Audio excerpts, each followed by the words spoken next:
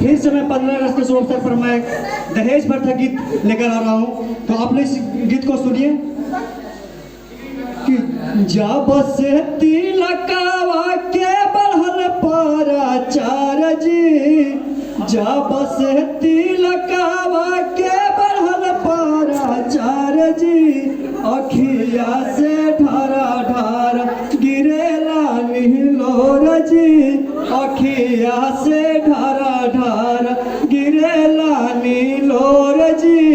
कि बड़ा रे जतन करी बेटी के पढ़ायानी, पढ़ाई लिखाई के शिक्षित बनायानी, बड़ा रे जतन करी बेटी के पढ़ायानी, पढ़ाई लिखाई के शिक्षित बनायानी।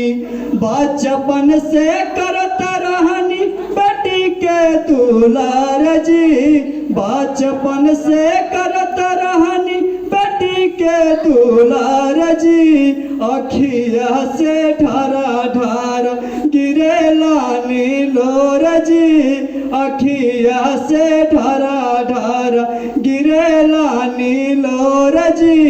कि भयली जवान बेटी फिक्रिया सतावेला, सुंदर बरवा खोजी के सदिया रचावेला। कि भयली जवान बेटी फिक्रिया सतावेला, सुंदर बरवा खोजी के सदिया रचावेला।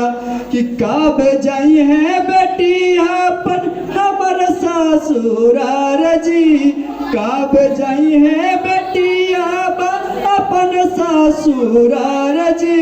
कि अखिया से ढारा ढार गिरेला नीलोर जी, कि अखिया से ढारा ढार गिरेला नीलोर जी।